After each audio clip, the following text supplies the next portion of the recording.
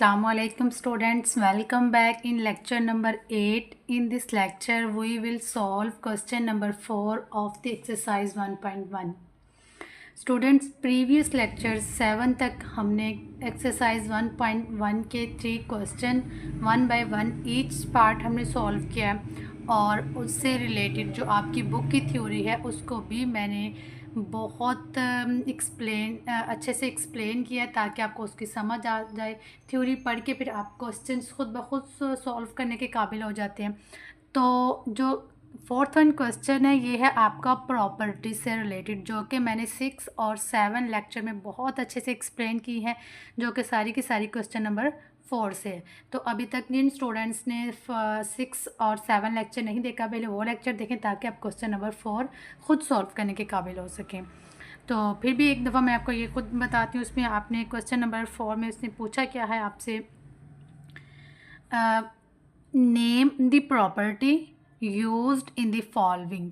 ये जो आपको इक्वेशंस बना के दी गई हैं इसमें प्रॉपर्टीज़ रियल नंबर्स की कौन सी प्रॉपर्टीज़ यूज़ की गई है, आपने 1 बाय 1 उनके नेम बताने हैं, इसको सॉल्व आउट नहीं करना। तो आप इसके नेम तभी बता पाएंगे अगर आपने लेक्चर 6 और 7 को अच्छे से देखा होगा। तो लेक्चर 6 और 7 में मैंने इन प्रॉपर्टीज़ को बहुत अच्छे से एक्सप्लेन किया हुआ है। फिर भी आपको एक दफ़ा अगेन रिपीट करवा देती हूँ। अब देखें फर्स्ट वन जो आपका पार्ट है क्वेश्चन नंबर 4 का, उसमें a+4 + b 3 वैल्यूज़ हैं, उनको ऐड किया है दोनों तरफ, लेफ़्ट साइड पे भी और राइट साइड पे, पहले फर्स्ट रोज़ को और फिर थर्ड को।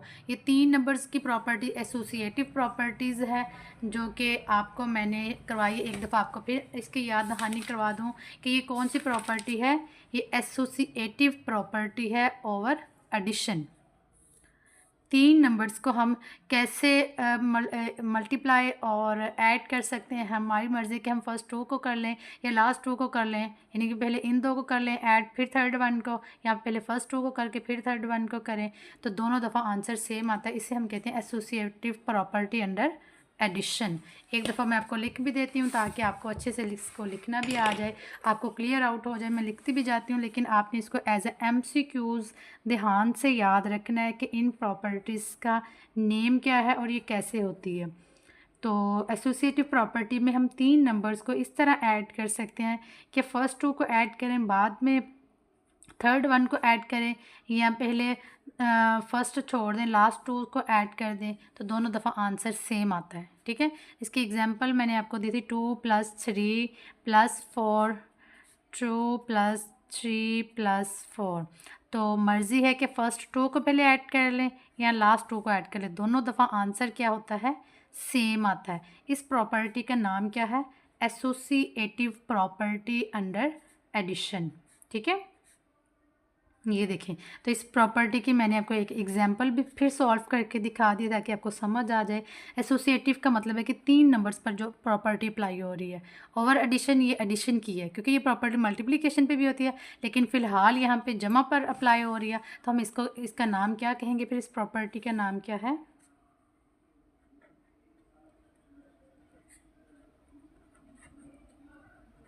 एसोसिएटिव प्रॉपर्टी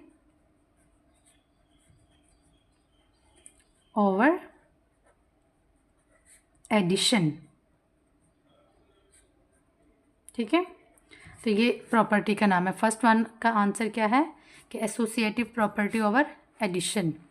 उसके बाद सेकंड पार्ट में जो आपको उसने क्वेश्चन दिया है वो 2 वैल्यूज़ हैं, √2 + √3 इज़ इक्वल टू √3 पहले कर दिया, √2 बाद में कर दिया।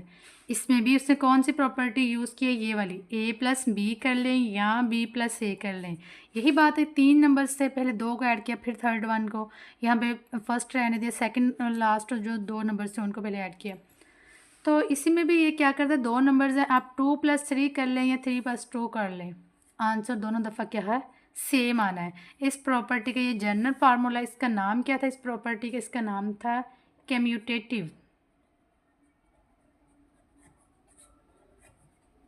कम्यूटेटिव लॉ कहते हैं इसको। ठीक है, ये कम्यूटेटिव लॉ है, किस चीज़ पे अप्लाई हो रहा है, एडिशन पे। कम्यूटेटिव लॉ ओवर ये भी आपको लिखना लाजमी है कि ओवर एडिशन है कि मल्टीप्लिकेशन, क्योंकि कम्यूटेटिव ला, एसोसिएटिव ला मल्टीप्लिकेशन पे भी अप्लाई होते हैं। अगर आपने लेक्चर्स को गौर से सुना है तो आपको यकीनन समझ आ गई होगी कि कम्यूटेटिव और एसोसिएटिव ला ओवर एडिशन भी है, ओवर मल्टीप्लिकेशन भी है। तो फिलहाल हमारा क्वेश्चन नंबर 1 था कि एसोसिएटिव प्रॉपर्टीज़ में अप्लाई की थी उसने, उसका नाम पूछा था। सेकंड क्वेश्चन में कम्यूटेटिव ला था, ओवर एडिशन कम्यूटेटिव प्रॉपर्टी भी आप इसको कह सकते हैं, ठीक है। थर्ड वन पे जो आपका क्वेश्चन है उसमें कहा गया है कि x minus X is equal to 0। दो नंबर्स सेम है लेकिन उनका जो आंसर है वो 0 आ रहा है। ये हमारी कौन सी प्रॉपर्टी थी, ये मैं आपको यहाँ पे दिखा दूँ, अभी भी दिखा रही हूँ। लेक्चर नंबर 6 और 7 में भी इन 6 में ये प्रॉपर्टीज़ की गई हैं कि आपको एक नंबर है, फिर उसका ही इन्वर्स होता है कि उस नंबर का साइन चेंज कर दिया जाए। प्लस में है तो माइनस कर दिया जाए, माइनस है तो प्लस कर दिया जाए, फिर उन दोनों को ऐड करो तो आंसर क्या आता है, 0। तो यही प्रॉपर्टी यहाँ पर यूज़ की गई, एक नंबर और उसका इन्वर्स, तो आंसर हमेशा क्या होता है, 0। और 0 को हम क्या कहते हैं, एडेटिव आइडेंटिटी, 0 को अकेले को कहते हैं। लेकिन यहाँ पे प्रॉपर्टी कौन सी अप्लाई की गई है, यहाँ पे प्रॉपर्टी है एडेटिव इन्वर्स। कौन सी, प्रॉपर्टी ऑफ एडेटिव का मतलब होता है जमा वाली।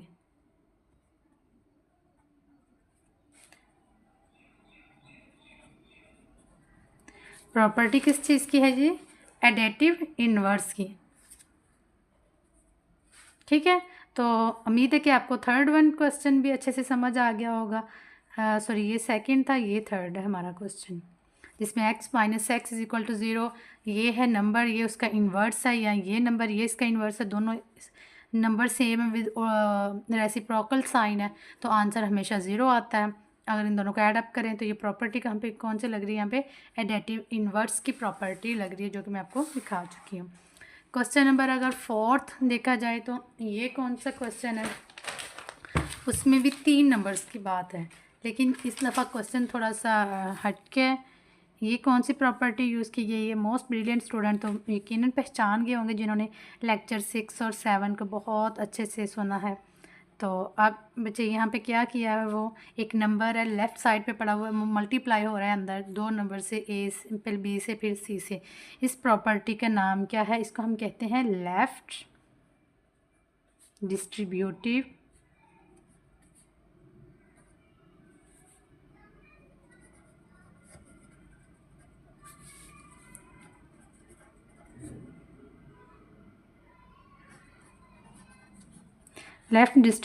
प्रॉपर्टी ऑफ मल्टीप्लिकेशन, क्योंकि ये मल्टीप्लाई हो रहा है।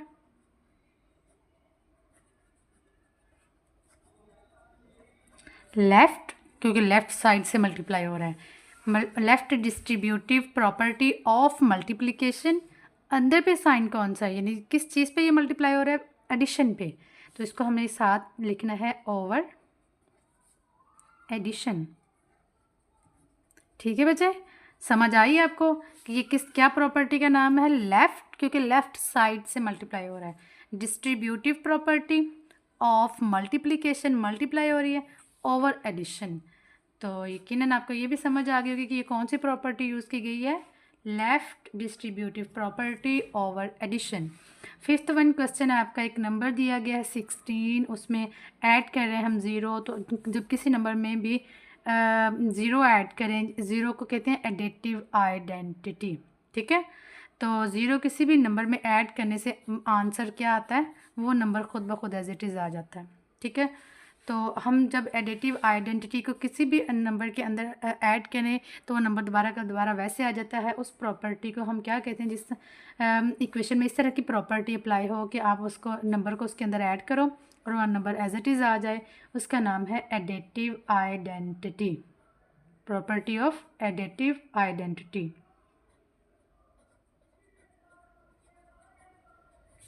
Of identity.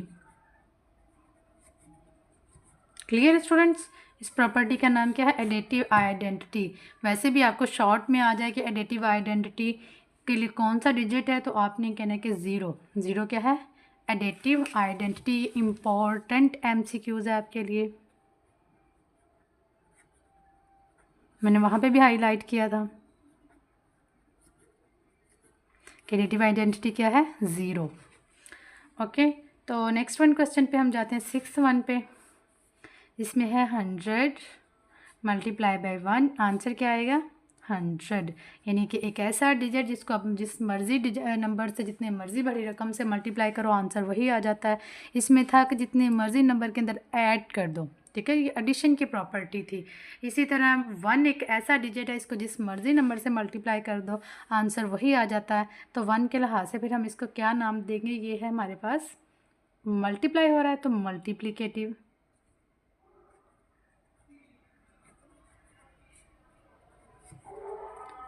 Multiplicative identity.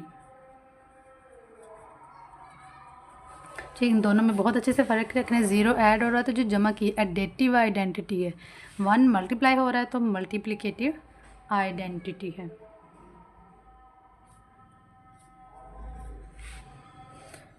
Next हम 7th वन क्वेश्चन पे जाते हैं।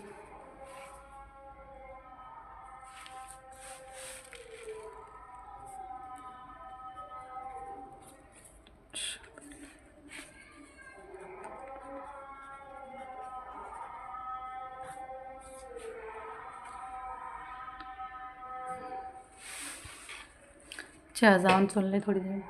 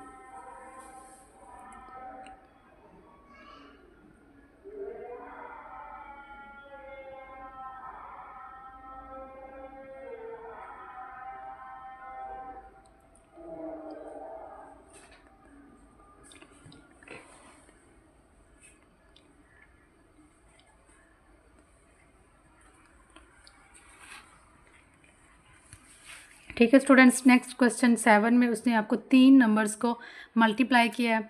ठीक है, फर्स्ट वन क्वेश्चन को देखें। ये वाला जो आपका था, ये वाला a+4 3 नंबर थे, उनको ऐड किया था। या फर्स्ट 2 को पहले ऐड कर लें या लास्ट 2 को ऐड कर लें। यही बात मैंने वहाँ पे दोहराई थी। किसी तरह का एक मल्टीप्लाई का भी क्वेश्चन आता है, अगर आप प्रॉपर्टीज़ देखिएगा तो फ़ौरन इसको आंसर दे सकते हैं। जिन बच्चों को पता है तो मेरे बोलने से पहले आप कमेंट भी कर सकते हैं कि इस प्रॉपर्टी का नाम क्या है। ये मैं यहाँ पे छोड़ती हूँ। ठीक है, तो आप बहुत आसान है। 3 नंबर्स अगर ऐड हों, ठीक है, फर्स्ट 2 को इस साइड पे और दूसरी साइड पे आप लास्ट 2 को ऐड करो, फिर थर्ड 1 को ऐड करो, तो उन दोनों का आंसर सेम आता है, कोई फ़र्क नहीं पड़ता। इसी तरह अगर हम इन प्रॉपर्टीज़ को मल्टीप्लाई भी इस तरह करें कि पहले लास्ट 2 को कर लें, यहाँ पहले फर्स्ट 2 को कर लें, बाद में थर्ड 1 को करें, तो दोनों का आंसर सेम आता है दोनों साइड पे। तो मैं आपको बता भी देती हूँ कि इसका नाम है multiplicative associative property over multiplication. First question था कि एसोसिएटिव प्रॉपर्टी ओवर एडिशन थी, ये मल्टीप्लिकेशन है। ठीक है, तो मैं लिख नहीं रही, आप कमेंट में लिख के इसका कमेंट बॉक्स करें ताकि मुझे समझ आ जाए कि आपकी इंग्लिश लेक्चर को सुन भी रहे हैं और आपको इसकी समझ भी आ रही है।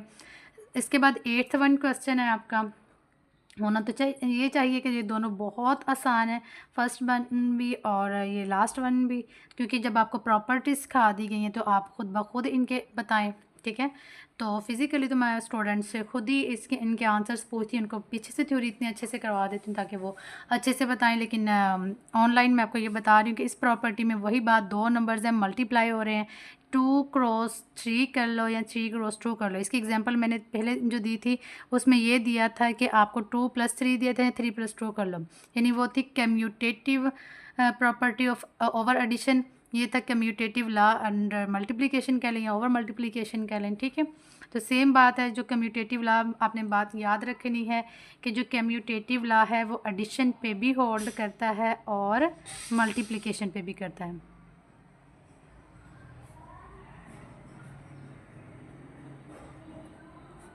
कम्यूटेटिव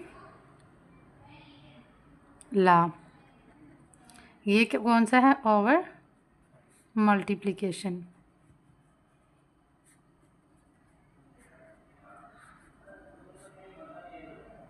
ठीक है बच्चे, होप सो आपको ये क्वेश्चन नंबर 4 अच्छे से क्लियर हो गया।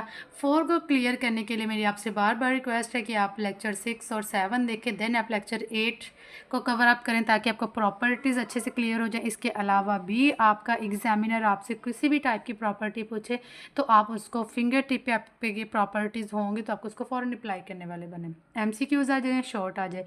शॉर्ट के लिए मैंने आपको इसको लिख के खुद बता दिया ताकि आपको किसी तरह आपका नंबर मिस ना हो। तो आपने इस तरह इनके आंसर्स लिखने की ये प्रॉपर्टी कौन सी है। और लॉन्ग के MCQs के लिए आप किसी भी पूछ सकते हैं, वो आपसे पूछ सकता है कि मल्टीप्लिकेटिव आइडेंटिटी क्या है, मल्टीप्लिकेटिव इन्वर्स क्या है, जो कि यहाँ पे उसने नहीं जिक्र किया। तो आप उसको लेक्चर 6 और 7 में क्लियर करें। ये आइडेटिव इन्वर्स क्या है और आइडेटिव आइडेंटिटी क्या है, मल्टीप्लिकेटिव इन्वर्स क्या है, मल्टीप्लिकेटिव आइडेंटिटी क्या है, commutative law over addition, commutative law over multiplication, इसी तरह एसोसिएटिव लॉ ओवर एडिशन और एसोसिएटिव लॉ ओवर मल्टीप्लिकेशन। ठीक है। डिस्ट्रीब्यूटिव की उसने एक क्वेश्चन पूछा है, आप बाकी भी देखें ताकि आपको तमाम प्रॉपर्टीज़ अच्छे से क्लियर हो सके। नेक्स्ट लेक्चर जिसमें हम क्वेश्चन नंबर 5 को करेंगे, पहले हम क्वेश्चन नंबर 9 में उससे इन इक्वालिटी, पहले इक्वालिटी की प्रॉपर्टीज़ हमने की हैं, अब इन इक्वालिटी की प्रॉपर्टीज़ करेंगे। देन हम क्वेश्चन नंबर 10 में क्वेश्चन नंबर 5 को लेक्चर 10 में क्वेश्चन नंबर 5 को सॉल्व करेंगे। पहले हम लेक्चर नंबर 9 के अंदर इनइक्वालिटी की प्रॉपर्टीज़ को अच्छे से सॉल्व करेंगे, समझेंगे, ताकि आप खुद ब खुद इन क्वेश्चंस के आंसर देने के काबिल हो सकें। तब तक के लिए अल्लाह हाफिज़। बच्चे याद रखें, अगर आप 9th क्लास के स्टूडेंट हैं तो आप इस लेक्चर को ज़रूर गौर से सुने।